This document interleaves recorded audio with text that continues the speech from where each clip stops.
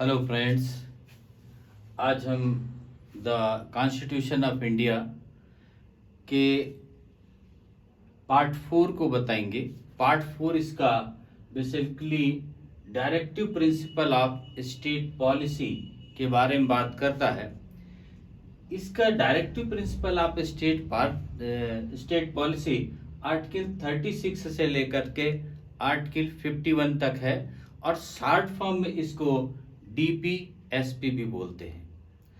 अब बात आती है कि जो directive principle of state policy है ये किस लिए बनी, इसका उद्देश्य क्या है। तो इसमें कहा गया जो स्टेट पॉलिसी बनाएगा, जो स्टेट कोई पॉलिसी बनाएगा, उनमें जो ये प्रिंसिपल्स दिए गए हैं, जो ये सिद्धांत दिए गए हैं, उनके डायरेक्शंस को ध्यान में रखेगा। उनके डायरेक्शन को, उनके दिशा निर्देश को ध्यान में रखेगा। राज्य की नीति के निर्देशक तत्व इसको कहते हैं। अब इसमें ये जो राज्य के नीति के निर्देशक तत्व हैं, इनको कहाँ से लिया गया, तो it borrowed from Irish constitution. ये आयरिश कॉन्स्टिट्यूशन से बेसिकली लिया गया। अब इसके आर्टिकल 36 के बारे में बात करते हैं। तो आर्टिकल 36 इसका डिफिनीशन कहता है, स्टेट की डिफिनीशन, और कहा कि स्टेट की डिफिनीशन वही होगी जो पार्ट 3 में स्टेट की डिफिनीशन दी गई थी। तो उसको हम लोग पहले डिस्कस कर चुके हैं। आर्टिकल 37, ये जो हमारे प्रिंसिपल्स दिए गए हैं, जो ये आर्टिकल 30 ये दिए गए हैं 38 से लेकर के 51 तक, इनके बारे में बात करता है कि 37 में क्या कहा गया कि provisions contain in part 4 including 36 and 37 are not enforceable in any court. ये किसी कोर्ट के द्वारा इन्फोर्सेबल या किसी कोर्ट में इन्फोर्सेबल नहीं कराए जा सकते। मतलब क्या हुआ, this principle can not be challenged in any court of law. ये जो प्रिंसिपल दिए गए हैं पार्ट 4 में, इनको किसी कोर्ट में हम चैलेंज नहीं कर सकते।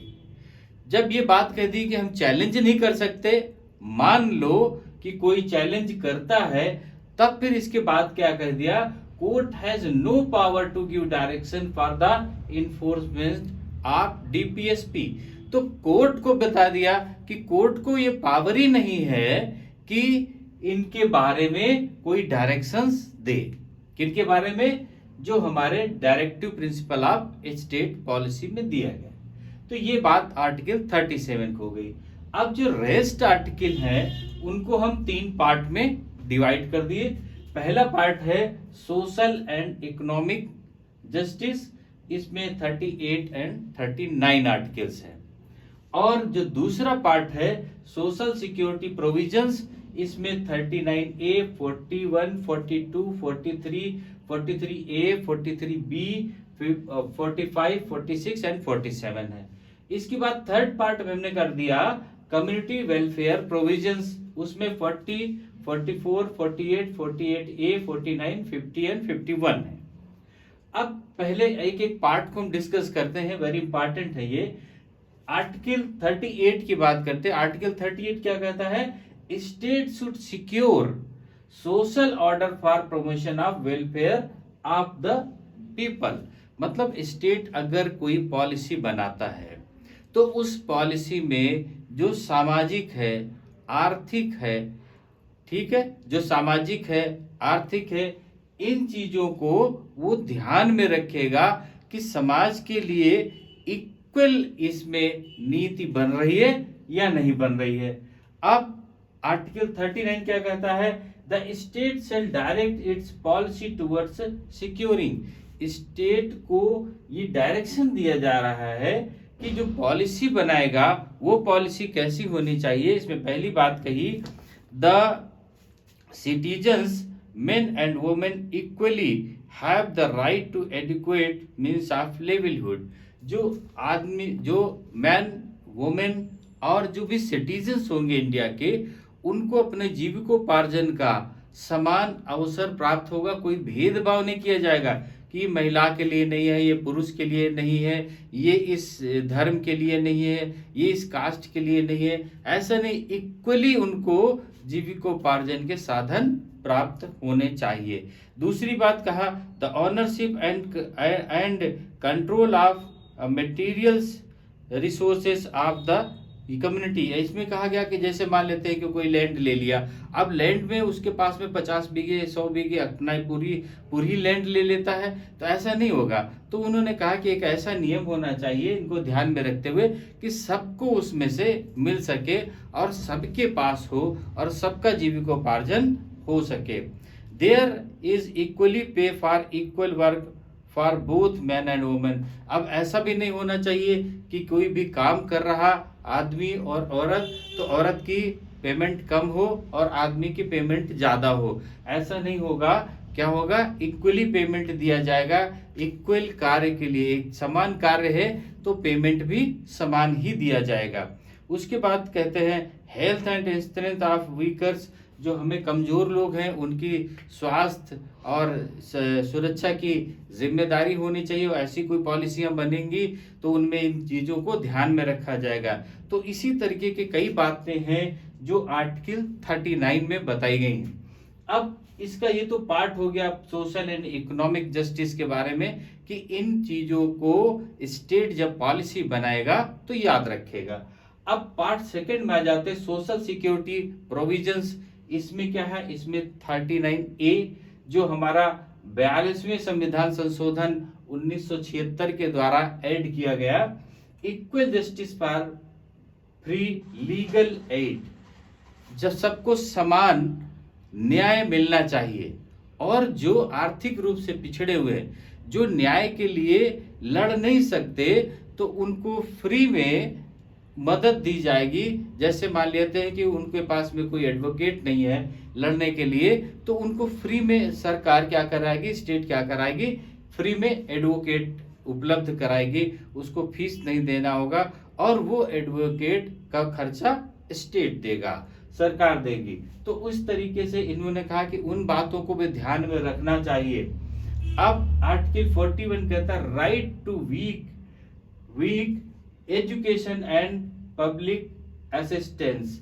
जो हमारे कमजोर शिक्षा के क्षेत्र में है और जो पब्लिक में इनके वीकर सेक्शन में आते हैं, कि एजुकेशन में, तो एजुकेशन भी सबके समान होनी चाहिए। एजुकेशन आगे बढ़ना चाहिए, महिलाओं के लिए अलग नहीं होना चाहिए, पुरुषों के लिए अलग नहीं होना चाहिए। तो ऐसी कोई पॉलिसियां बननी चाहिए जिनमें इन बातों को ध्यान रखना चाहिए कि इक्वल एजुकेशन के लिए हो। आर्टिकल 42 कहता है just and human conditions of work and maternity relief. ये भी बहुत सारी योजनाएं स्टेट ने बनाई है। जो मैटरनिटी रिलीफ है, महिलाओं के प्रसव के लिए है, उनके लिए विभिन्न योजनाएं बनी है ताकि उनकी प्रॉब्लम, उनकी पॉलिसी से उनकी जो समस्याएं थी, आर्थिक समस्याएं थी और हेल्थ की समस्याएं थी, उन समस्याओं को दूर करके ऐसी पॉलिसियां बनाई गई। तो इसीलिए कहा गया कि ये जो आर्टिकल्स हैं उनमें उनको ध्यान में रख करके पॉलिसियां बनाई जाएंगी। आर्टिकल 43 कहता है इसका लिविंग वेज एक्सेट्रा फॉर वीकर्स। जो कमजोर लोग हैं उनको आय के साधन अच्छे बनाने की पॉलिसियां बनानी है। उनको ध्यान में रखना है कि वीकर सेक्शंस जो है उनकी ऐसी पॉलिसियां वर्क की होनी चाहिए कि वो आगे बढ़ सके। 43A जो आर्टिकल है वो कहता है participation of workers in management of industries. जो भागीदारी है मैनेजमेंट की किसी भी इंडस्ट्री में, उनमें जो कार्य करता है, जो वहाँ के वर्कर्स है, उनकी मैनेजमेंट के साथ में कोलैबोरेशन होना चाहिए। मतलब उनसे ऐसा एक रिश्ता होना चाहिए, ऐसा उनमें एक पैक्ट होना चाहिए, ताकि ऐसा ना लगे कि जो वर्कर्स हैं अलग है, मैनेजमेंट अलग है, मैनेजमेंट उन पे राज कर रहा है। ऐसा नहीं होना चाहिए। दोनों को मिल करके कंबाइंड हो करके उनमें से वर्क कराना चाहिए। जैसे पहले की लेबर तरीके से उनको बिल्कुल वैसा नहीं, उनको एक पोजीशन और इज्जत के साथ में वर्क मिलना चाहिए। ऐसी कोई पॉलिसियां बनाने चाहिए। अब 43B आर्टिकल कहता है प्रमोशन ऑफ कोऑपरेटिव सोसाइटीज। ये कहा कि जो कोऑपरेटिव सोसाइटीज हैं, छोटी छोटी सोसाइटी ऐसे बनाई गई, कोऑपरेटिव सोसाइटी बनाई गई, तो वो 97 कॉन्स्टिट्यूशनल अमेंडमेंट 2011 के द्वारा भी ऐड किया गया कि कोऑपरेटिव सोसाइटी अभी लास्ट उसमें पढ़ सके कि पहले नहीं थे। तो इनको आगे बढ़ाने के लिए, आर्थिक कंडीशन को सुधारने के लिए और बहुत सारे डेवलपमेंट करने के लिए कोऑपरेटिव सोसाइटीज बनाने की जरूरत पड़ती है।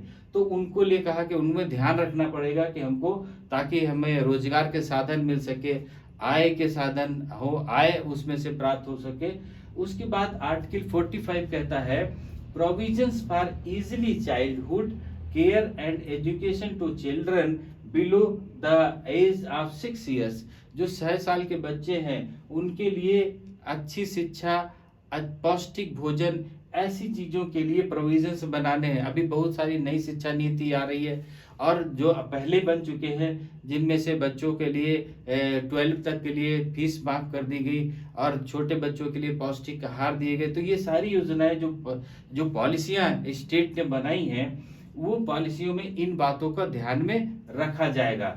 अब 46 जो आर्टिकल है वो कहता है promotion of educational and economic interest of scheduled caste, scheduled tribe and other weaker classes। लोग जैसे कमजोर है, जो बैकवर्ड क्लास हैं, जो शेड्यूल्ड ट्राइब हैं, जो शेड्यूल्ड कास्ट के लोग हैं, उनके एजुकेशन में उनके कि वो कैसे आगे बढ़े, उनकी एजुकेशन के लिए फीस माफ करना या उनके आगे बढ़ाना। उनको जैसे इसी सेक्शन के अंतर्गत उनको क्या किया गया, उनको रिजर्वेशन दे दिया गया। ये सारी चीजें इसी आर्टिकल के तहत में कि उनके शिक्षा को ध्यान में रखते हुए उनको आगे बढ़ाने के लिए, उनको आय के लिए मजबूत करने के लिए, इन चीजों के लिए पॉलिसी बनाई गई। इसके बाद आर्टिकल 47 कहता है duty to raise the level of neutralization and standard of living and to improve public health। जो हमारे हमारे सिटीजन्स हैं इंडिया के, उनके स्वास्थ्य के लिए भी योजनाएं जो बनेगी उनमें ध्यान रखा जाएगा कि सबके स्वास्थ्य के लिए योजनाएं हो और सबको बराबर लाभ मिले, हेल्दी हो, इन चीजों के लिए योजना बनाई जाएगी। तो ये सोशल सिक्योरिटी प्रोविजंस के तहत इतने आर्टिकल्स में इनको रखा गया। अब इसके थर्ड पार्ट में आ जाते हैं कम्युनिटी वेलफेयर प्रोविजंस। इसमें क्या कहा गया, इसमें एक इंपॉर्टेंट आर्टिकल दिया गया है, article 44 organisation of village panchayat. Gandhi ji के अनुसार की जो इसमें जो आर्टिकल्स दिए गए उनके अनुसार किया गया कि गांवों का विकास होना चाहिए। तो क्या हुआ कि विलेज पंचायत बनना चाहिए, ग्राम पंचायत होनी चाहिए, उनका एक ऑर्गेनाइजेशन चाहिए कि वो इकाई हो न्याय की इकाई कहाँ से शुरू होती, ग्राम पंचायत से शुरू होती। तो ऐसी पंचायतों की स्थापना होनी चाहिए, उनमें ऐसी पॉलिसियां बननी चाहिए ताकि छोटे छोटे निपटारे वहीं पर हो जाएं और देश को आगे बढ़ाने के लिए वो इकाई वर्क कर सके। आर्टिकल 44 कहता है uniform civil code for citizens. ये वेरी इंपॉर्टेंट है, ये अभी तक लागू नहीं हुआ।